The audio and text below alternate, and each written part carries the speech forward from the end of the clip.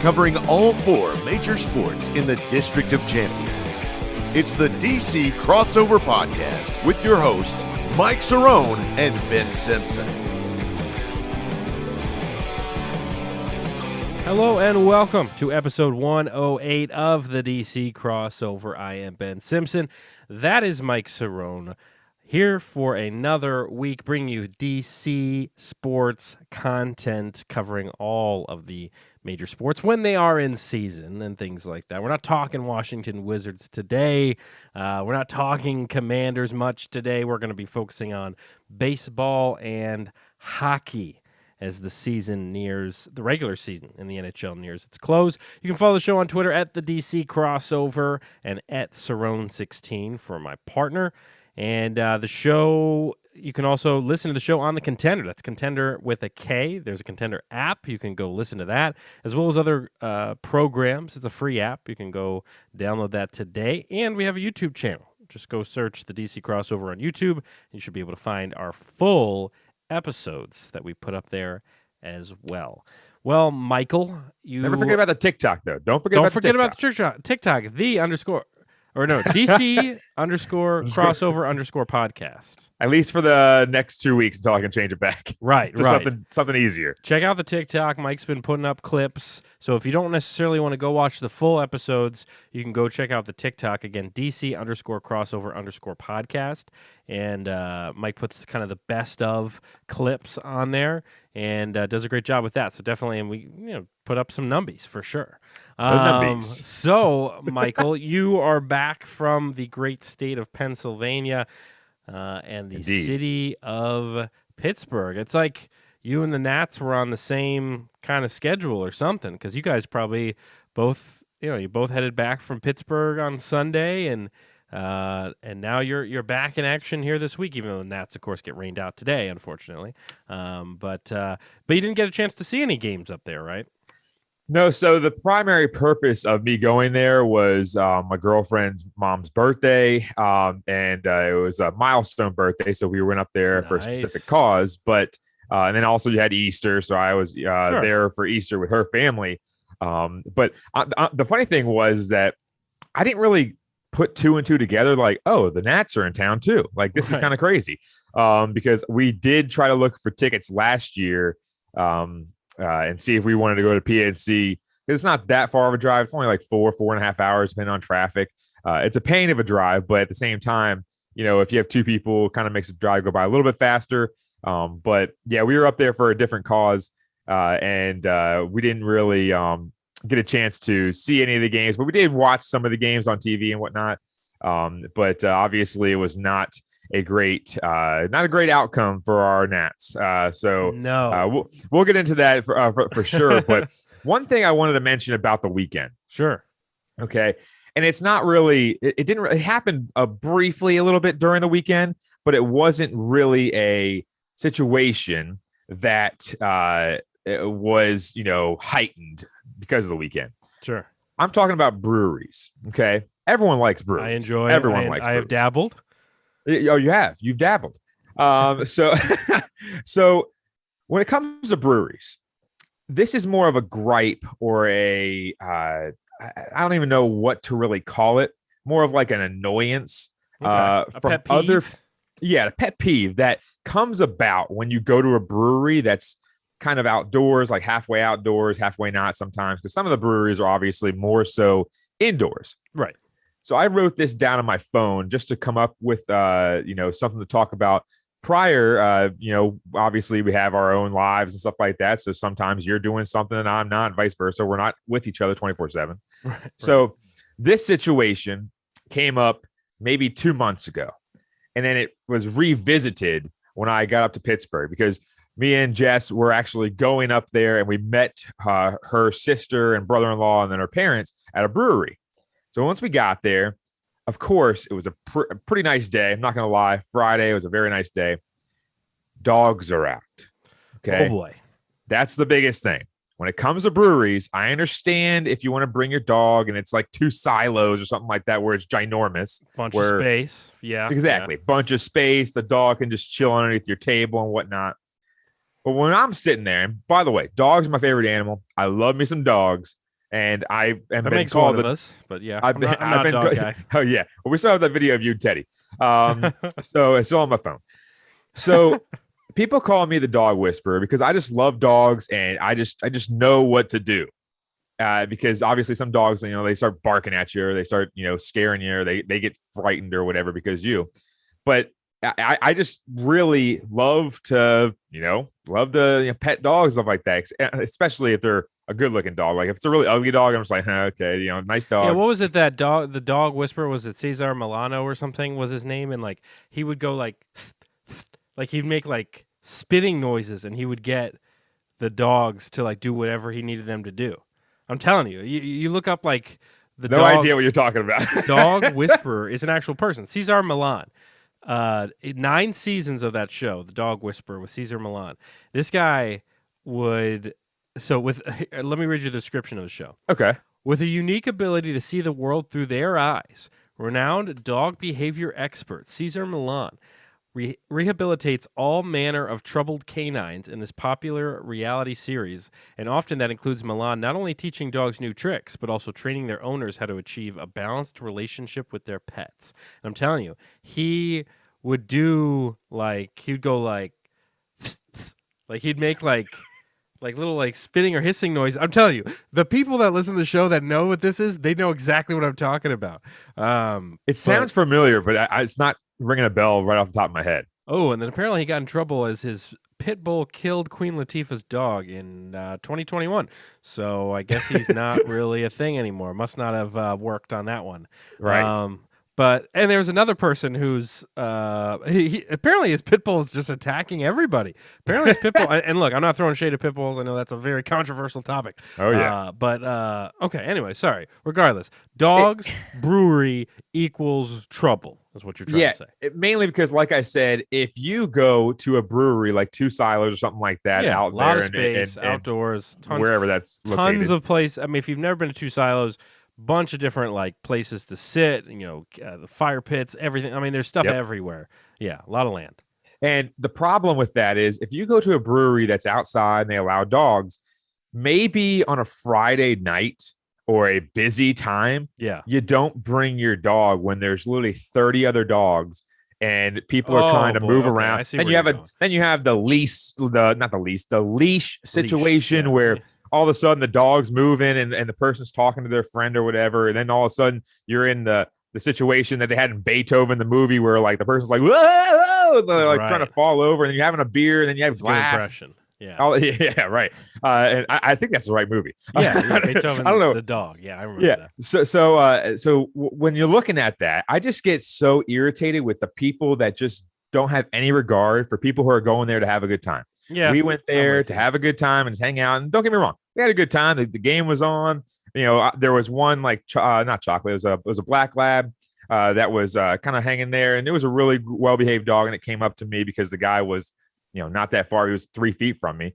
So, and of course, I'm going to pet the black lab. I love dogs and stuff like that. But it's the ones that like have their, mastiff out there or something like that. It's like, why are you bringing Butch to the brewery? Like, can you just leave him at home so you can go enjoy a time out without your dog sitting there? It's like the dog's not having fun. The dog's just chilling there underneath your seat or tangling people with the leash, like I just said. Or trying to jump on somebody. Yeah, and then there's a bunch of other dogs around, so like all the dogs are going nuts the whole time. Exactly. And I'm with you. The biggest gripe that I had was when I wrote this down on my phone. It was 2 months ago. Literally, when I went to a brewery, and it was with a couple of buddies of mine, we ended up going to the brewery, and there was this one dog that was, it had to be like 15 years old. It looked old and saggy and.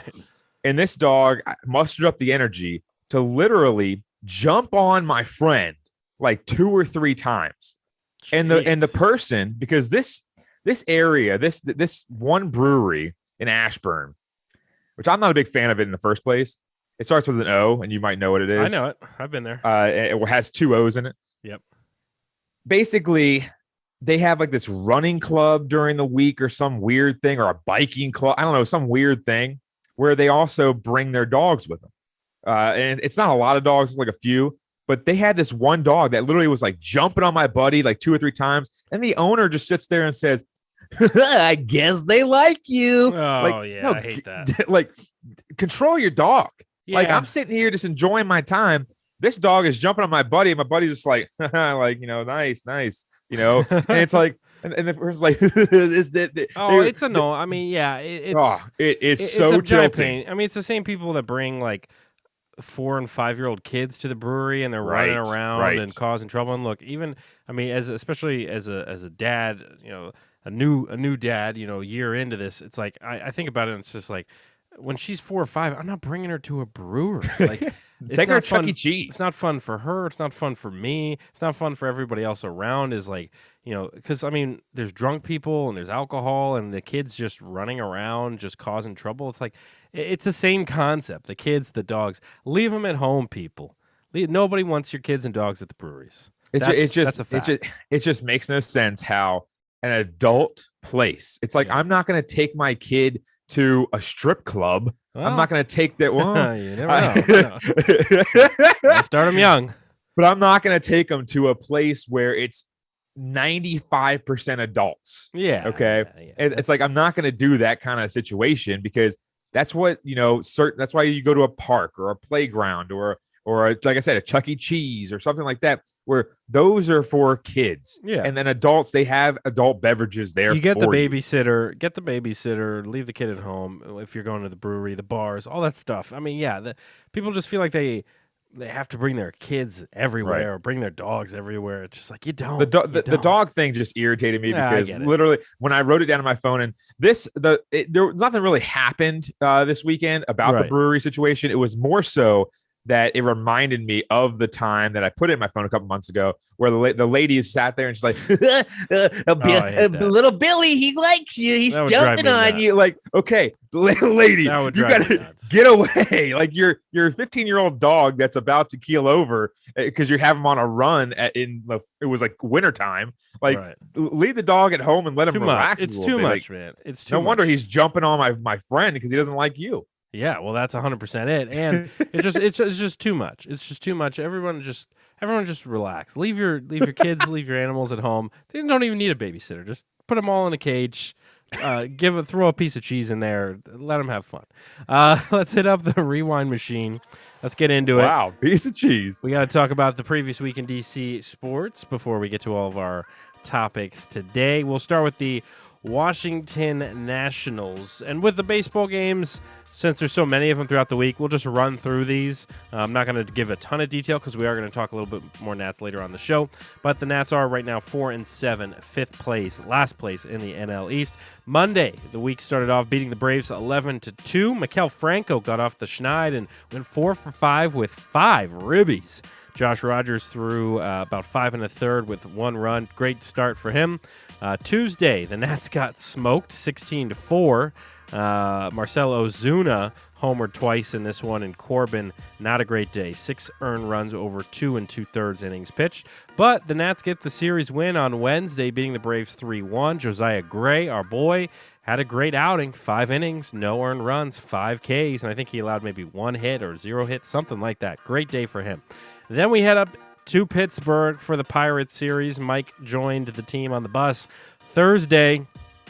Nats lose 9-4, game where they were up 3-0 after the first inning and allowed 5 unanswered runs and later lost 9-4. Yohan Adon, 4 2/3, 6 earned runs. Friday looked like the series had some potential because the Nats beat the Pirates 7-2. Nelson Cruz and Josh Bell each drive in 3 runs. And then Saturday and Sunday come around. Saturday, 6-4 loss. Soto with a bomb, but Nats give up 3 runs in the 8th. And Sunday, 5-3 loss, another 3-run lead blown. Cishek with the loss in that one. So the Nats beat the defending world champs in a series, and then they lose to the Pittsburgh Pirates 3-1. Weird week for the Nats.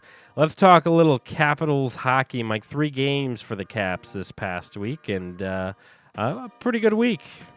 Pretty crazy how the Caps have been playing as of late. 42, 23, and 10. They're record fourth in the Metro right now, second in the wild card division, which really hasn't changed too much as of late because the standings were a little bit skewed about maybe 2 weeks ago, but they have tightened up just a bit as the Caps have 7 games ago and are 3 points behind Boston for the number one wild card spot, and also 3 points behind Pittsburgh, who have struggled as of late, kind of the third Metro spot. So on Tuesday, they beat Philly 9-2. It felt like they were playing the mites on the ice. I texted you that, Ben, right. Because it was pretty embarrassing. Every single time I looked at the game, you don't see that number 9 very often. Exactly. It was an unbelievable beating that Philly was taking against the Caps on Tuesday. Ovi scored his 46th goal. Oshie ends his 9-game goal drought.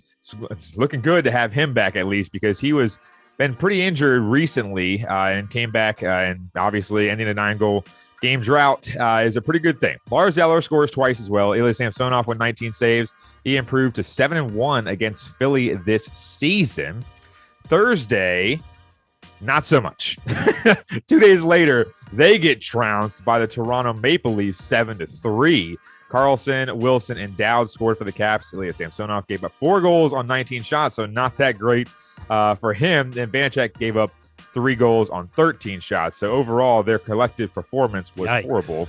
But Toronto, I was watching this game at a bar.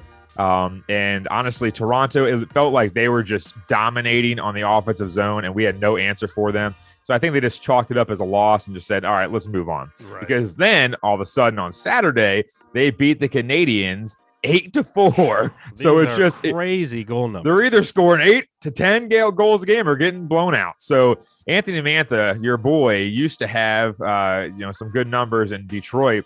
Kind of slowed down a little bit as he came to the Caps, but this game was probably one of his best in a Caps sweater as he scored twice and also had 2 assists as well. Ovi scored his 47th. Banachek made 28 saves, so not a bad outing from him.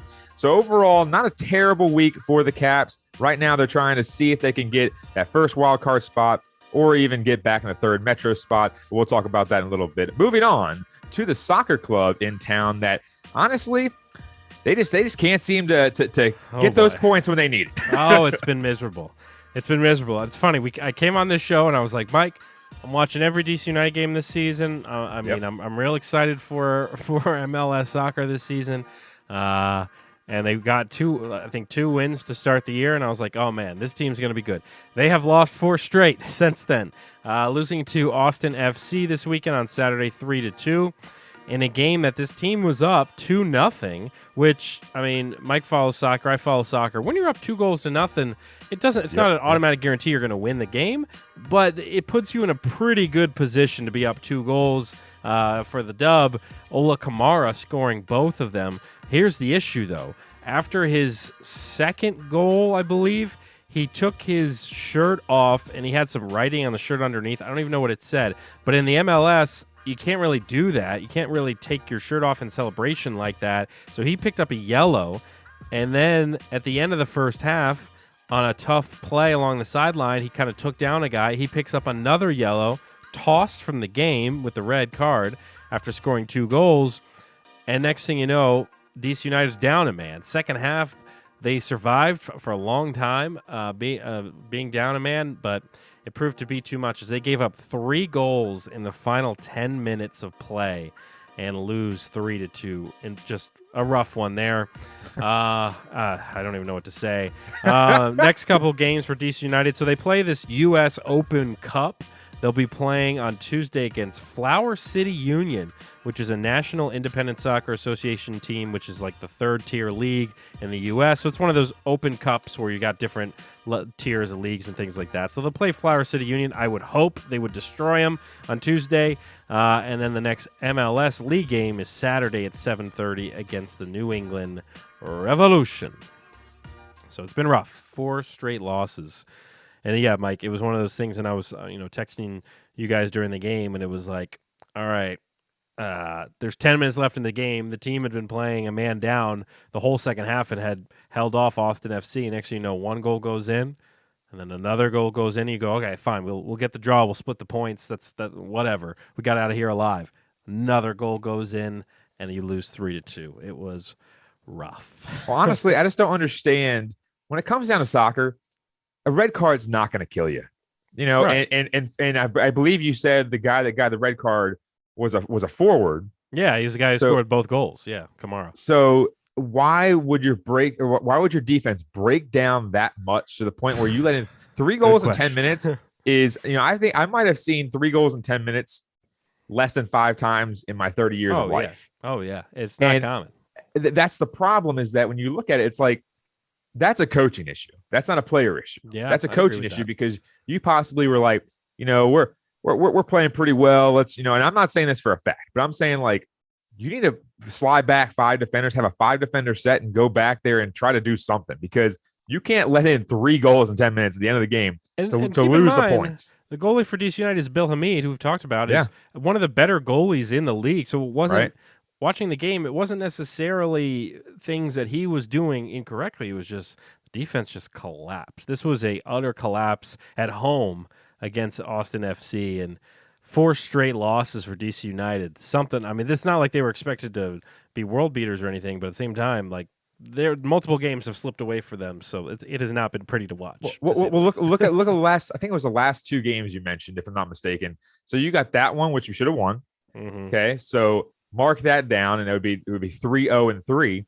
And then the other game that we what was it, 0-0, and they scored in extra time. Yeah. So all of a sudden it'd be 3-1-2. Pretty darn good record for the first 6 games of the season. But all of a sudden now you're looking at 2-0-4, and you didn't get points in 2 of those that you should have easily gotten points in. Yeah, it was the Atlanta FC game back on April 2nd was the one where Atlanta FC scores in the 90th minute in extra time or whatever. So yeah, it's just it was brutal. It's been brutal, but hey, I'm enjoying the games. I mean, my Sunderland season's about to end. They got 3 games left in their season, so I'm happy to have MLS going on. But we will move away from the pitch, and speaking of pitch, get into a little baseball. The Washington Nationals. All right, baseball time. We talked about it, that the Nats, kind of a tale of 2 series here. You had the Braves series where the Nats actually looked really, really good for the most part. I mean, Josh Rogers pitched really well in his start, who's a guy that's kind of not well known, played a little bit last year for the Nats, did pretty well. And then you have Josiah Gray pitch really well in that 3rd game of the series, and the Nats take both of those games. And I mean, I know I'm sure a lot of Nats fans were like, hey, maybe we aren't going to be that bad this year. I mean, look, we're doing okay. Right. And then you lose 3 of 4 to Pittsburgh. And look, I mean, I'm not trying to just insult all the Pirates fans out there, but the reality of the situation is the Pittsburgh Pirates are not a good ball team right now. They're just not. I mean, besides, I can safely say, because I know some Pittsburgh fans. My girlfriend's a Pittsburgh fan, and also a lot of her family members that I saw this weekend are Pittsburgh fans. Right. Everyone says they suck. Yeah. So you're okay. Know. They're self-aware. They're self-aware. And look, maybe they're going to be able to rebuild and turn into something. They've got a couple decent players, and that's about it. But for the Nats, on paper, you look at the paper, and they're a better team than Pittsburgh on paper. Yep. I mean, you look at our lineup and you look at the Pittsburgh lineup and you go, okay, well, at least with the Nats lineup, I know some of these guys. I know Nelson Cruz. I know Juan Soto. Those are not just familiar for us in DC, but familiar for baseball fans. To lose 3 of 4 is astounding, especially multiple times where the Nats were up and Pittsburgh ended up coming back. Mike, I wanted to kind of get into some of these numbers. We talked a little bit last week kind of through the first series or so and looked at those numbers, and now we have even larger sample size. And one of the scariest things right now is Patrick Corbin, Mike, who now through 3 starts has a 7.5 ERA with 8 walks, 11 Ks, a 2.08 whip. And given he did pitch better on Sunday against Pittsburgh, 5 1/3, 3 hits, 2 earned runs, he did look better. But then again, that's against Pittsburgh. Regardless, this is the guy that's supposed to be the ace of your staff here. He's supposed to be the number 1 right now because with Strasburg on the shelf for who knows when. And you have a 7.5 ERA through your first 3 games of the season. I mean, we talked about stock up, stock down. Mike, this stock is plummeting. Patrick Corbin, not looking good at all. And just to touch on the Strasburg bit, I think they should leave him out. There's no reason to say, hey, Steven, man, we're in a tight race here. Yeah. We need you in there. He shouldn't play for the first half of the season. I mean, at this rate, go out there, maybe have a couple of rehab starts or go 2-3 innings or whatever. See how you feel. Go pitch down in Fredericksburg or whatever. Yeah. Yeah. Yes. Literally go pitch in high single A and just deck, the strike zone in that league and no one be able to hit you and just have don't come up. Fun, Yeah, exactly. So with Patrick Corbin, it's just a situation where I still believe, and I bet you do as well, right, that the bullpen situation did not ruin him and did not ruin his career, all that kind of stuff. It's not a situation where kind of like the Strasburg deal where, he had Tommy Johns, they had to take him out for an innings count or whatever. I mean, you could say the same thing about Matt Harvey. Matt Harvey, the Mets ended up leaving him in, and look at where his career ended up. I just don't think it's a situation like that. I think that's way too far-fetched. I think that's way too out of left field, and people are just looking for a reason. But at this point in time, like you said, they're playing the Pirates. So, yeah, okay, great innings, 5 and a third. You would hope that he could go a little bit more than that. At least 6, I think, is a quality start. I don't know exactly the metric for a quality start for innings pitched. But when you're looking at it, 3 hits, that's really good. But you still let in 2 earned runs. Yeah. 3 hits? I mean, honestly, if you let in a couple bombs, something like that, solos, okay, I understand that. But you got to go out there and shut this club down. Now, I loved the situation, and I forgot it was on Twitter or Facebook or something like that, where the Nats post said, Corbin gave us a shot to win. And it's like, you shouldn't be saying Corbin gave you a shot to win with those stats. Yeah. Okay. Against a Pittsburgh Pirates team that has been terrible for the last 7 years. Pittsburgh Pirates team that's going to be at the bottom of the league. But now at this point, it's like maybe the Nats will be right there with them, Yeah, exactly. And that's the problem, is that you just literally look at this team and like you said, Corbin should be one of the veterans on this team that can say, hey, I'm going to go out there, I'm going to do my thing, and that's going to be it. Okay. Max Scherzer, when he came on this team wasn't, like you said before, this team wasn't a world beater, when Max Scherzer came out there, for his first year. They were good. Don't get me wrong. They were good. But he goes out there every single day, does his thing. Do you think that certain pitchers that are out there, I'm trying to think of a pitcher that I can think of,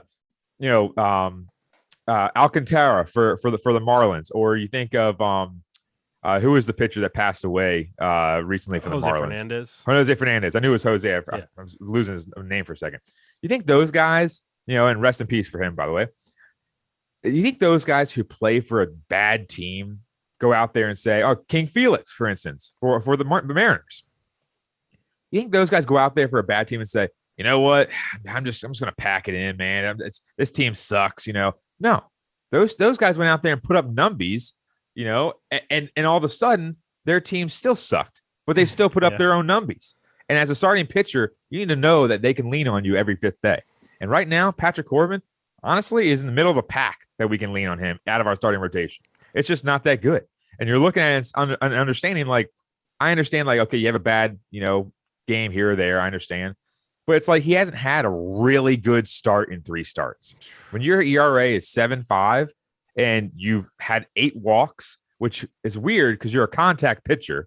That's the one thing. You should never have 8 walks when you're a contact pitcher, especially with a wipeout slider that he has. When your whip is over 2, that's horrible. That's where you don't want to be. That's one of those in-depth stats, so I'm not going to get into that one. But it's just bad because you're looking at it and he has 12 innings. He has less strikeouts than innings pitched, which is horrible. Oh, because it's bad. Look at 36 outs. That doesn't even include the other batters that he had a chance to get out. I mean, and he only has 11 Ks.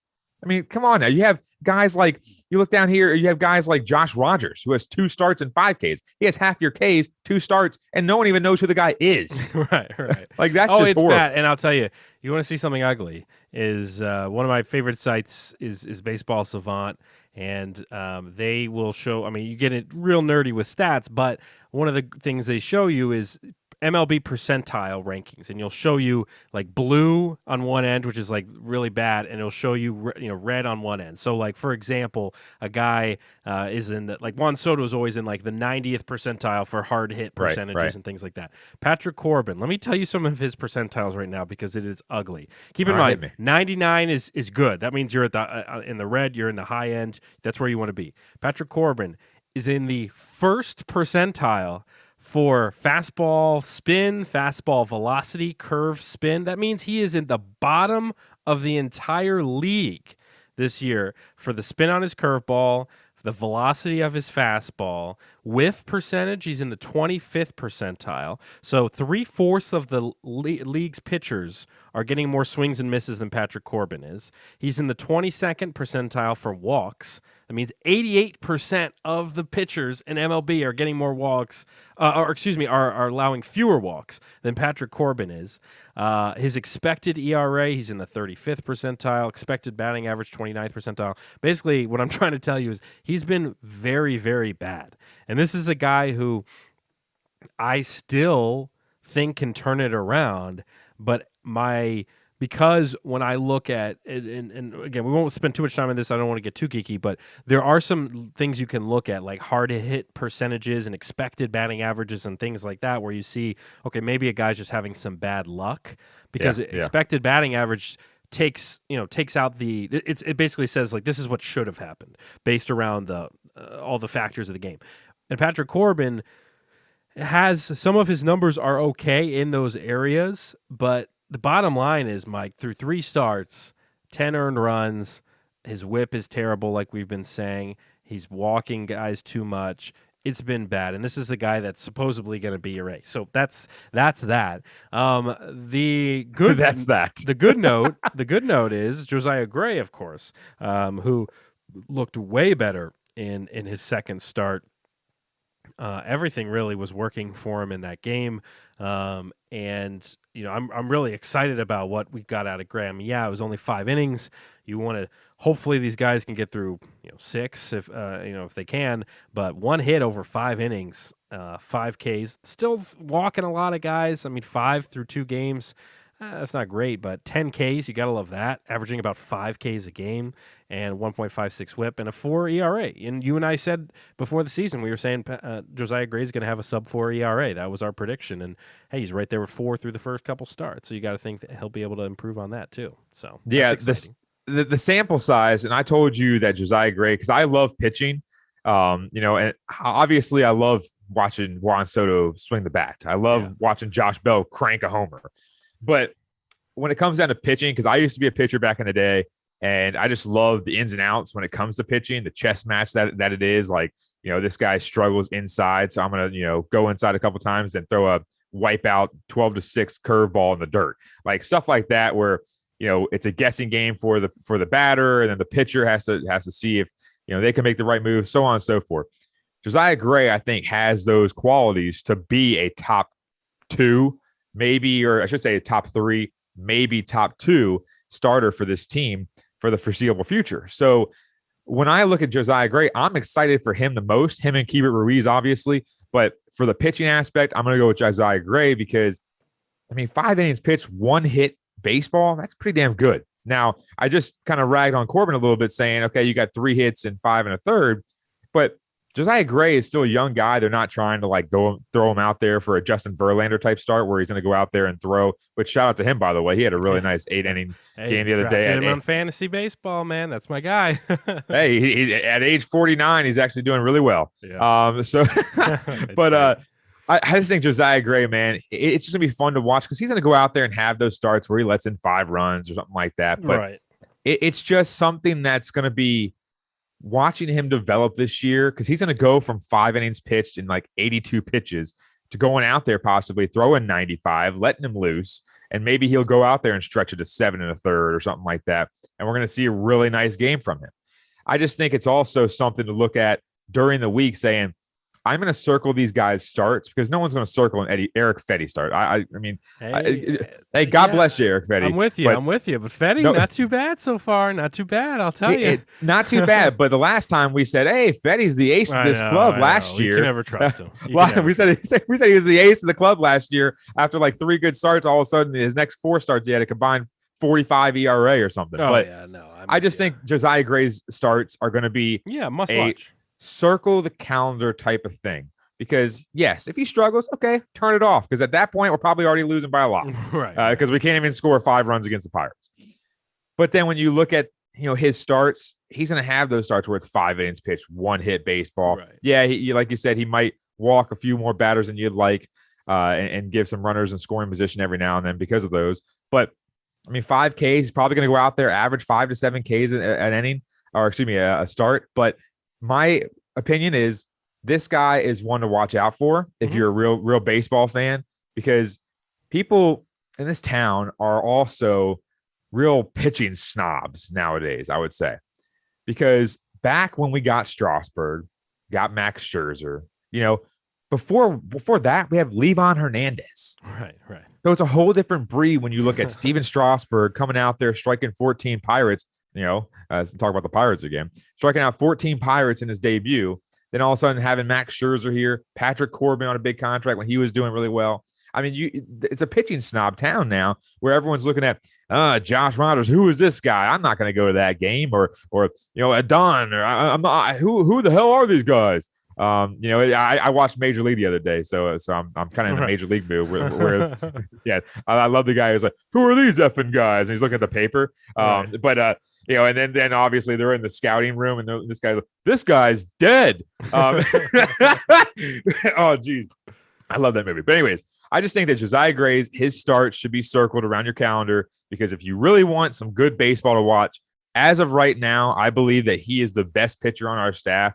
Corbin has probably the best stuff, but Corbin right now ain't performing. So if you want to see some good pitching, Josiah Gray's your guy. But don't sleep on Josh Rogers, who also has been putting up solid numbers, and his baseball savant numbers are really good as well. And Fetty has been there. He's been fine. He's been there. Through 2 starts, 3.60 ERA. For the Nats, that's pretty darn good. And then Yohan Adon is a guy that should be in AAA right now. He's up with the big club because we don't have enough arms, and Anibal's hurt. So otherwise, because he's having a lot of trouble. Real quickly on the bullpen, Victor Rano was a guy who I wanted to shout out. He's been fantastic so far this year. Through 6 1/3 out of the bullpen, 2.84 ERA, no walks, and 10 Ks from the bullpen. And this was a guy that we brought in and has been really, really solid. Another guy to shout out, Sean Doolittle. We talked about him last week. He's continued that, Mike. 4.2 innings pitched now. Has not allowed a run. Has not walked anybody, and he struck out 6 so far this season. We kind of clowned on the move, bringing back Sean Doolittle, but the guy's been killing it out of the bullpen for now. So, hey, we love that. And then a bunch of real rough numbers in the bullpen for some of these other guys. On the hitting side of things, Juan Soto doing Juan Soto things, OPS over 1,000. He's had 3 bombs. He's walked 12 times. Been killing it. Josh Bell, who we gave a lot of crap to last year because he started off so slow, he's having the reverse of that right now. Mike, 994 OPS, which is on base plus slugging. He's got a couple home runs, 10 RBI. Bell's been really solid. Our guy, Franco, who was so bad in the opening series, striking out all the time, for some reason just went bonkers in Atlanta.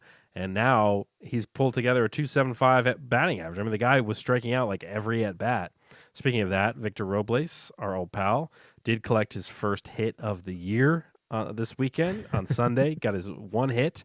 But besides that, he is now he's pushed his average to .048. His batting average with 8 Ks and 1 walk. That average is scorching.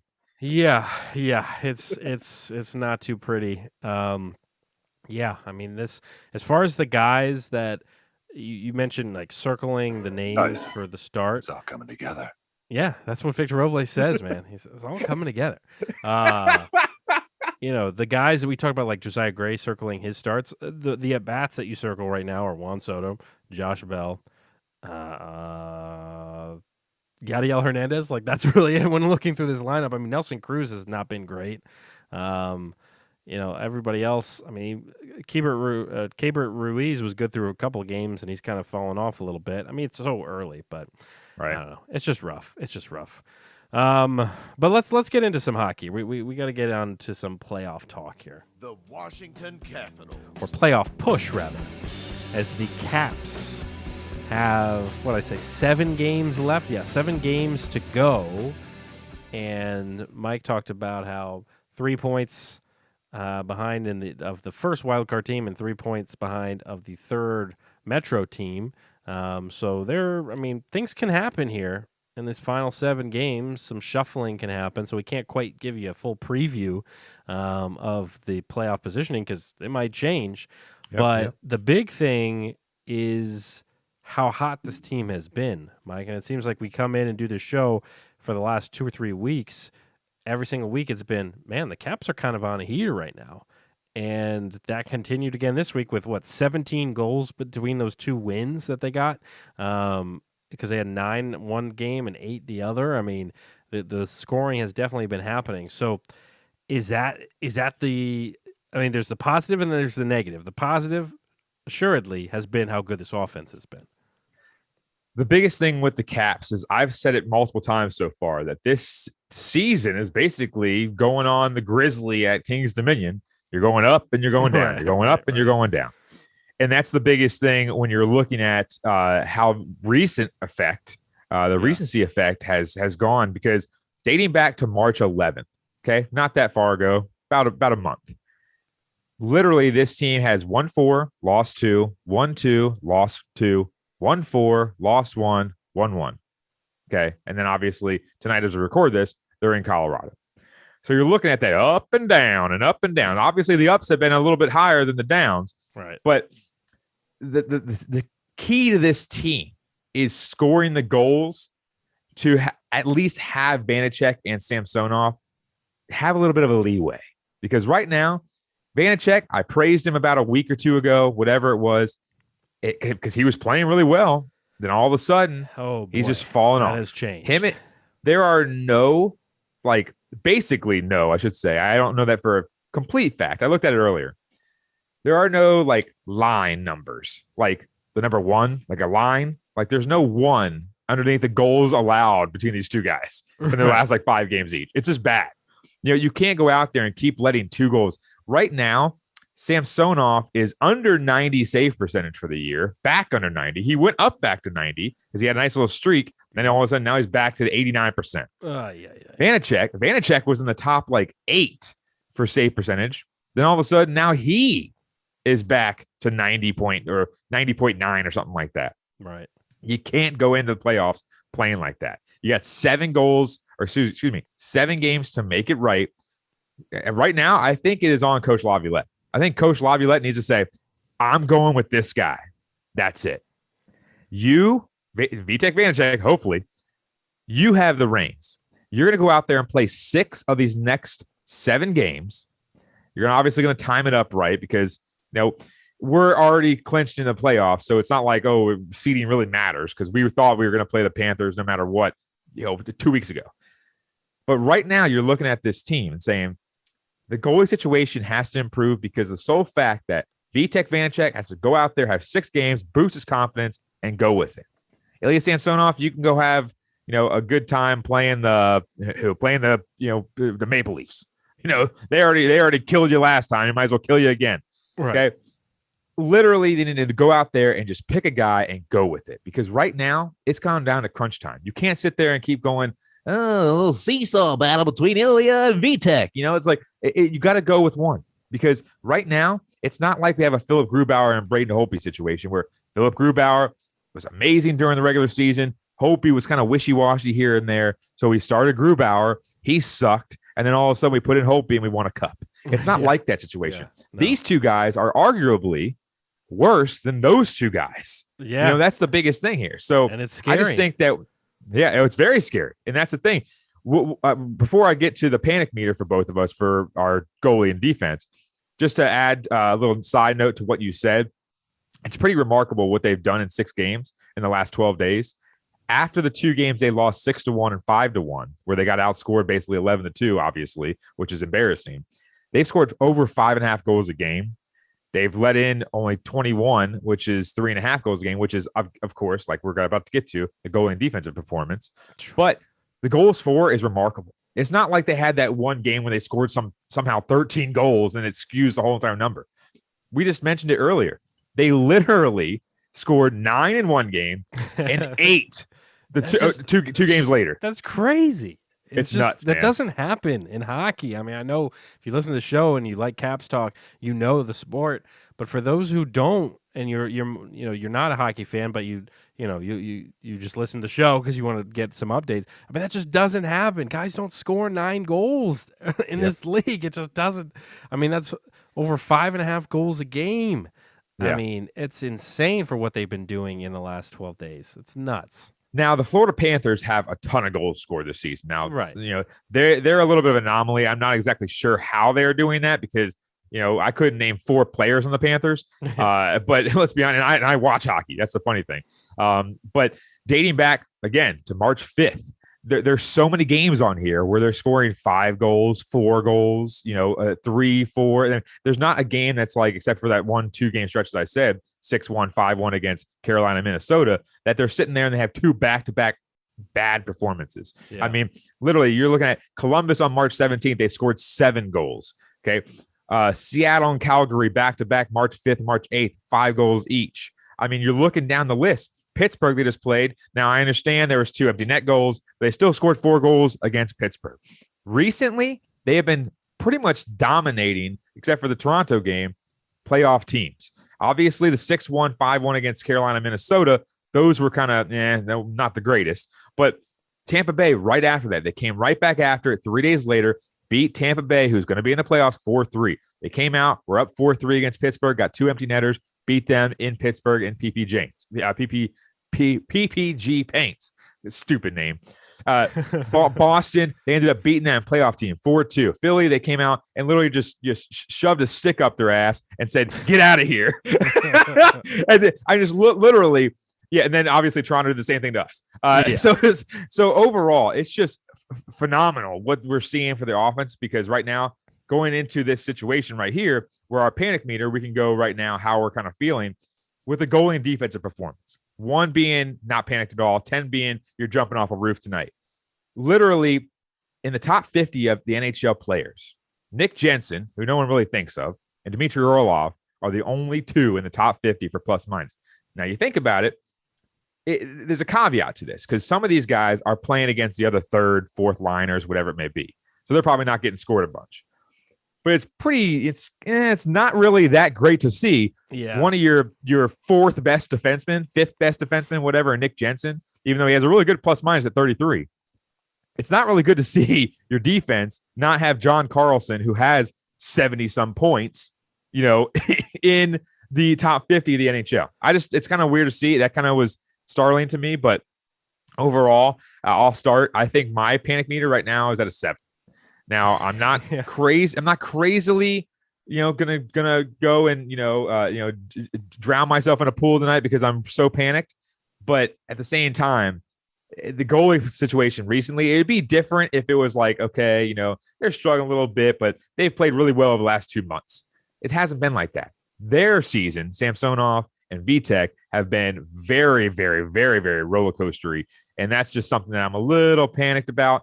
But we're scoring so many goals, which has not led me up to a 9 or a 10 so far. Right. I'm probably just below you at a 6. I think my hesitation from going too overboard is there are still a ton of veteran leaders on this team and guys that have been here before, especially on the Stanley Cup team, that I feel like they'll get this figured out. But it doesn't mean I'm not worried. Doesn't mean I'm not concerned. I mean, the fact that neither of these goalies have decided to really take the reins and be like, I'm the guy at this point. Yep. I mean, every time somebody gets hot and we go, that's the guy, next game they give up 5 goals on 10 shots or something. I mean, like, it's just that's what's happened all year long. You talk about the roller coaster. It's been a roller coaster in net all season long.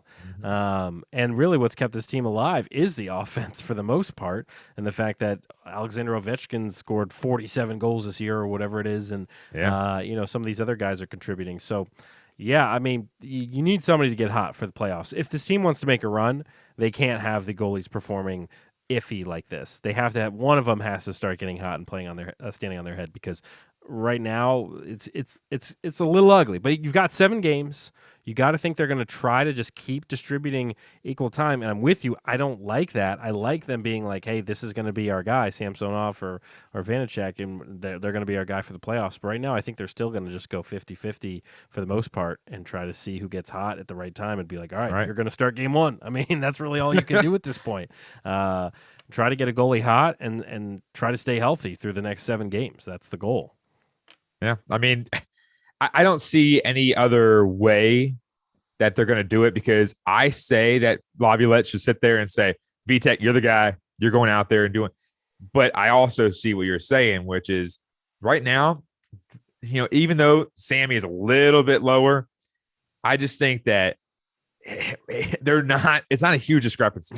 Yeah. It's not like you're picking from, a 5-time All-Star between or a 2-time All-Star. It's not like you're looking at these guys and saying, man, we got a really good problem on our hands. It's not a situation like that. I think that what you said is actually going to be the thing that happens. I just hope that they just stick with one and go with it because, it's going to be a double-edged sword because you put one guy in after the other. Again, situation where Ilya Samsonov gets scored 17 goals in 5 seconds. And then all of a sudden you're like, VTech, get on out there. You're down, 4-1. It's like, what kind of confidence is he going to have against Toronto? That's one thing I also mentioned to a couple of people this weekend. Why in the world do you sub out goalies sometimes when the game is already over? Right.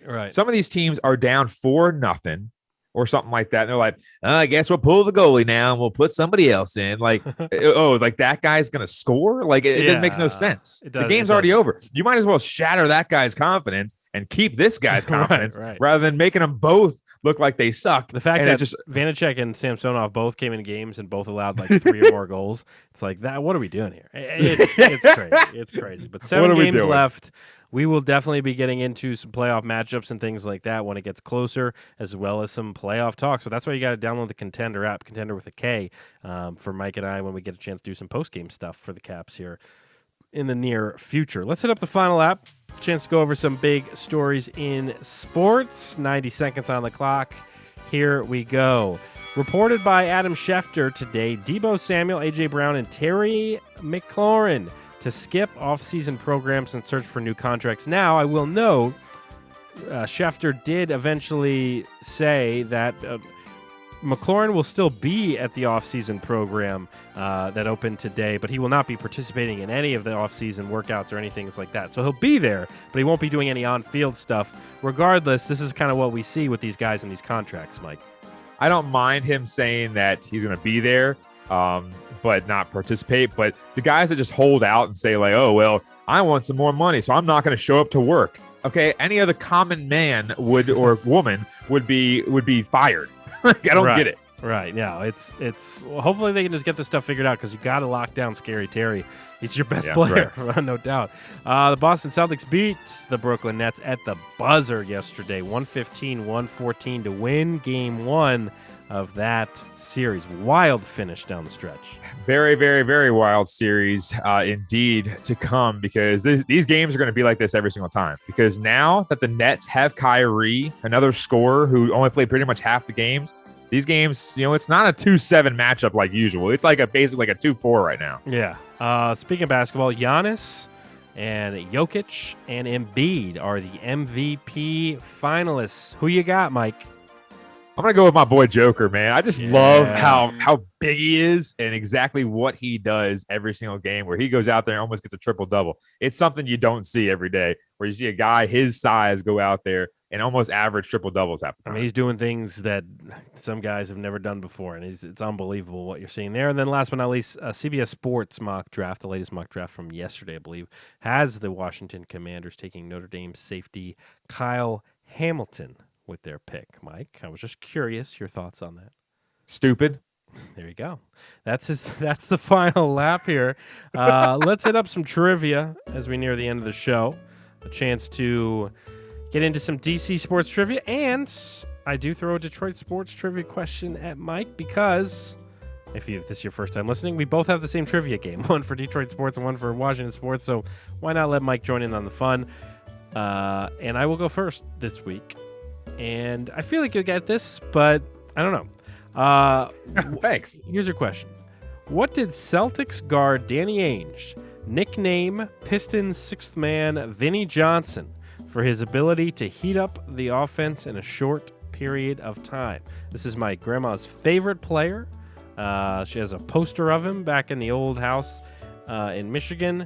And so basically, what was Vinnie Johnson's nickname? It has to do with, heating up the offense. Who the hell was Vinnie Johnson? Vinnie Johnson. He was part of the Bad Boys. I was alive then. We'll see if you see if you can solve the nickname. What do you think? Heating up. That's the hint. It's heating up. Heating up is definitely the hint, and that's. I'm gonna call. You know what? I'm gonna go with something out of left field, like I said earlier. I'm gonna go with stovetop. Here's the thing. You're not that far off. I love their stuffing. You're not that far off. It's actually the microwave. Vinny the Microwave Johnson. You said quickly, too. I should have said that. 'Cause the boiling water takes a little while. Yeah, but still, you were right there. Like, my microwave is right above where, like, my stove and stuff is. So, yeah, in my kitchen, you were pretty close. What do you have for me? Oh, man. That would have been awesome if I'd have got that. By the way, we should get Stovetop. Stovetop Stuffing as a sponsor of the show. I love Stovetop. I love Stovetop. Sure. Sometimes I eat a whole box by myself. You know what's a lot better than I thought? And look, let's see. I'm interested in how you would take this. You know what's really better than I thought is powdered mashed potatoes. Oh yeah, it's like the flaky stuff. Like you buy the bag of the powder and you literally just put like milk or water in it or whatever. Yeah. It's actually not that bad. I mean, like, I prefer, like, I know how to make mashed potatoes the other way, but I'll tell you, the powdered, and especially by, like, the garlic mashed potato powder, it's like, that's not too bad, man. That's all I'll say. Hey, I'm not going to lie. They're not a 10 out of 10. No. But they will sure satisfy the stomach. They'll do the job. You just throw a whole stick of butter in there and you're set. So, yeah. Oh, yeah, of course. That'll spice it up. All righty. So the DC Sports Trivia question of the day. It's a pretty tough one, but I'll give you a couple hints. Okay. How many points did John Wall score to set his career playoff high in Game 6 of the 2017 first-round series against the Hawks? All right. So I got to think that it's somewhere in the 30s.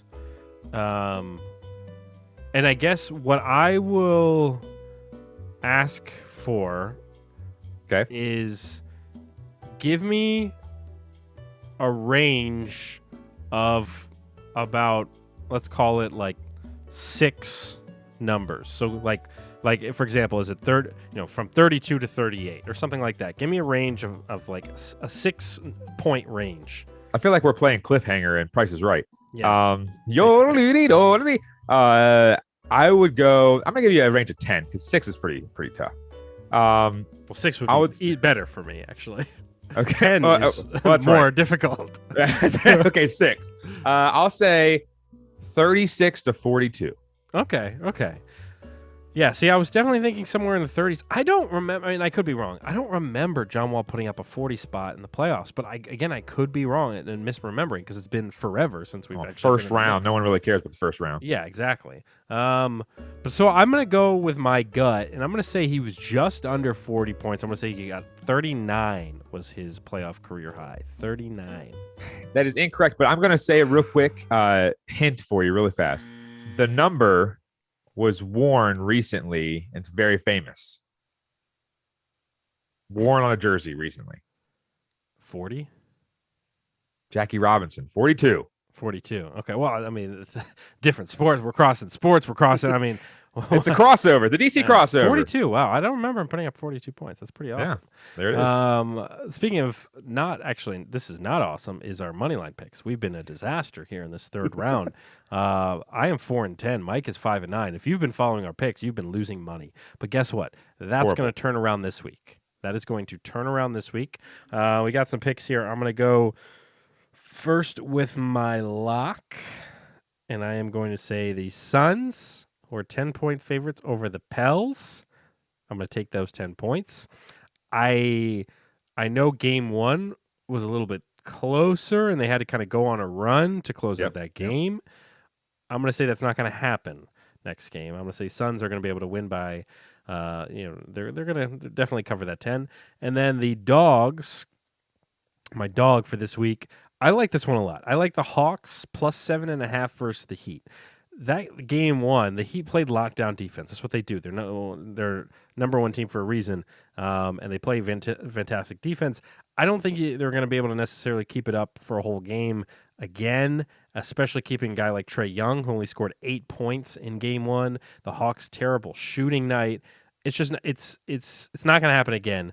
They still might lose. The Hawks still might lose, but they're going to cover that 7.5. So they're I'm going to go my dog Hawks plus 7.5 against the Heat. So obviously my picks have been just as bad as Ben's, just one pick better. And every single time Ben usually picks the picks that are early in the week, and I'm always like, nice, he lost. Now I can gain some more, and then I lose. Right. So, and the funny thing was, over the last couple days with the basketball picks, I picked the Suns to cover. They didn't cover. Right. And I picked the over in that game as well. That didn't happen. Picked the over in the Heat game. That didn't happen. Nope. I had the Grizzlies winning. That didn't happen. I had the Nets win. Everything that I did, it was horrible. Right. Everything you touch, instead of like everything you touch turn into gold, so everything you touch turns into, I don't want to say the S word, but maybe that. Turns into poop. Honestly, it was so bad. I mean, honestly, I felt like this guy. Emotional damage. So that is Mike after every single one of those games. Well, I don't yell that. I yell a lot of other expletives. Right. But anyways, my lock under 241 T-Wolves at Grizzlies. I think the Grizzlies. Okay. They think let one slip. Honestly, I mean, I think the T-Wolves are so overrated when it comes to overs. Now, they'll go out there and score like 106, and then all of a sudden the next night they go out and score 150. Yeah. I don't get it. I don't understand it. Yeah. 241 is a huge number. It's a big one. I mean, they're going for like a 120, 121 game or something like that. Anthony Bennett had a great game. I don't think he's going to have another great game like that. He scored 36 points, which is a huge number. But at the same time, I think he might go out there and score 25. Anthony Edwards. Yeah, that was the like, bust. Anthony Bennett's not in the leagues anymore. Like that was the bust. That guy was one of the biggest busts in NBA history. I was like, right. I don't think it's Anthony Bennett. Yeah. I don't know how that. Right. I don't even know how that name came to my mind. Well, same person. I'm with you. I tracked. Yeah, Anthony Edwards, the other better pick. He like I said, he had 36 points, which is a ton. One of the top 5 ever in a rookie debut in the playoffs. I shouldn't say rookie debut. I should say in a debut in the playoffs. Right. One of the biggest numbers. I think he was only like maybe third to Doncic or somebody else from the 60s. But you're looking at it and saying he has to repeat that night for them to go out there and score that many points again, which I don't think is going to happen, to be honest with you. I think the Grizzlies kind of let one slip through their fingers. So under 241, I should say, T-Wolves and Grizzlies on Tuesday. My dogs, I'm going with the Nets again. The money line is even bigger than it was game one. The money line game one was like plus 115 or something like that. I told you guys through text it was juicy the first time. Celtics needed a buzzer beater to come back and win in that game. But here's the ticket. The Celtics don't have Robert Williams. That's one of their best defenders. Yeah. They don't have Robert Williams. Kyrie's there. And I forgot one other guy came back from injury. I'm going mind blank right now. But you're looking at the Nets bench. Plus 29. Plus 29. If you want to look at plus minus, when they're on the floor, plus 29. Celtics bench, minus 27. Yeah. Not to mention, the Celtics only got 3 guys that they're coming off the bench with. Right. Not great. They rely heavily on their starters, for sure. And Goran Dragic actually played really well as like the number 3 point guard or whatever on their team, which is kind of crazy because the guy was amazing 2 years ago. So you're looking at that and saying the Nets have one of the best scorers in all of basketball in KD. Kyrie went off. Okay. I just think that Jaylen Brown and Jason Tatum aren't going to be able to do this for 7 games. I think the Nets actually win this series, number one. Number two, I'm taking the money line plus 145 on Wednesday. I think that's going to honestly hit because so far, KD had a terrible shooting night. I think he was like 40% or 42% or something like that. Yes, Kyrie made up for it, but overall, I think the bench points is going to make a huge difference in this series. So some guys can get a blow and they can actually, go take a little breather on the bench, and then the Celtics are gonna be like, well, Jason, you got to play 45 minutes tonight, buddy, in overtime. I like the pick. So I'm going to go with the money line plus 145 for the Brooklyn Nets. What I was thinking is I was like, what we should do, because we've been so cold, is whatever our picks are, we should reverse them. Like we don't have to do that, but I'm just saying, like, I was thinking that the other day. I was like, all right, instead of Hawks plus 7.5 versus Heat, like that's what I think's going to happen. But I'm gonna pick the opposite of that because we've been so bad. I've done that before with betting. Yeah. Sometimes, and most likely it doesn't work. Right. Because that's when you start getting on a heater. Is like, yeah. Well, that's the funny thing is that literally, last week I thought the Spurs was a great pick. I had analytics to back it up. I had records, to back it up. I had all these different things to back it up, and they end up losing. And it's by like 8 or something like that. I'm like, it's been rough. It was terrible. I mean, you can have all the analytics you want. We can, talk into these microphones and say all the stuff we want. Doesn't make a difference on game night. No, anything can happen, and that's why we love sports. Well, those are our picks of the week. Feel free to use them or not, whatever you want to do. And besides that, people, that about does it. I mean, we got some big things in the works for the next few weeks. Of course, we're getting some draft coverage for the Commanders. Obviously, hockey talk here with the playoffs coming up. So a lot cooking here on the DC Crossover. Best way to stay in touch with the show, follow it on Twitter at the DC Crossover and at Cerrone16. Go download the Contender app. That's Contender with a K. It is completely free. You can hear our show and other DC content as well as Chicago sports content. Follow the TikTok. That's DC_podcast. DC_crossover_podcast. It is hilarious. But that name will hopefully change in a few weeks. But for now, go there for all the clips and things like that. And besides, get us some numbies. Give us some numbies, guys. Yeah, give us some numbies for sure. Besides that, good people, we will see you next week. This has been another episode of the DC Crossover. Have a good one.